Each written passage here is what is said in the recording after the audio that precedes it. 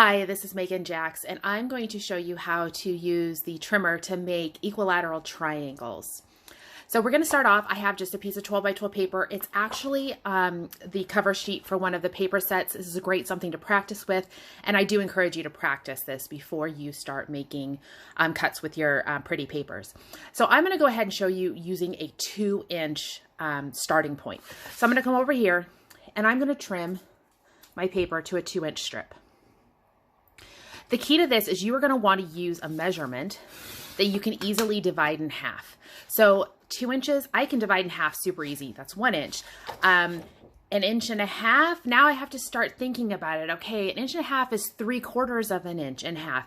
And you want to make sure whatever you divide in 2 by that you can find that measurement on your trimmer, because here's where it's key. So I have got a 2-inch strip piece of paper. To get a 60-degree angle, I'm going to take my paper, or my strip, I'm going to line up my top corner here on my cutting line, and I'm going to angle this corner over to 1 inch. So I started with a 2-inch strip of paper. I'm going to angle to 1 inch. The rule here that you need to follow is whatever your width that you cut, being, imagine it's X, so it could be 4, it could be 1 inch, it could be whatever it is, you need to angle it to X divided by 2.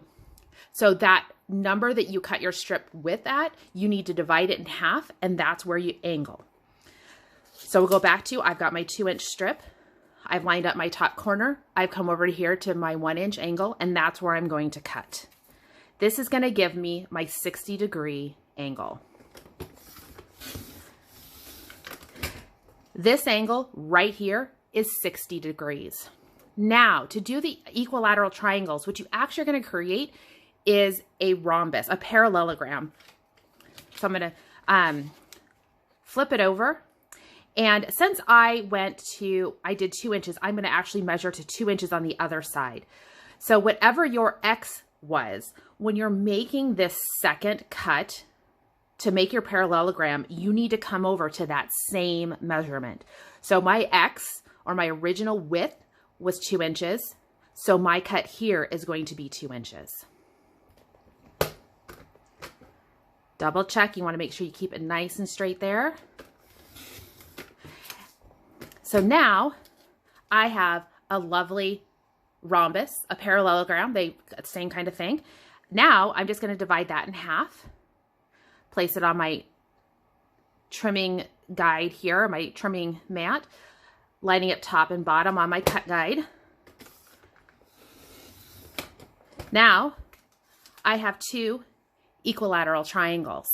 So for those of you that might be trying to use a sketchbook that has that from the jumbo circle and it has that lovely sun triangles, this would be the size I think you could probably start with, that 2-inch mark. So you're going to start with the 2-inch wide strip, angle it over to the 1 inch to get you that, start that 60 degree. And now I can just keep making equilateral triangles all day long with this strip of paper.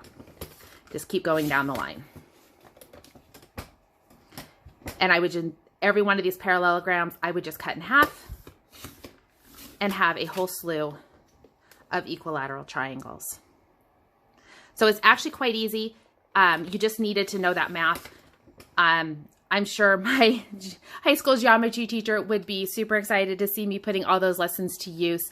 But I will admit, I actually came upon this kind of by accident when trying to make another project, realizing that I was making the equilateral triangles. So give it a shot. I will try to post some more, a written instruction too with it.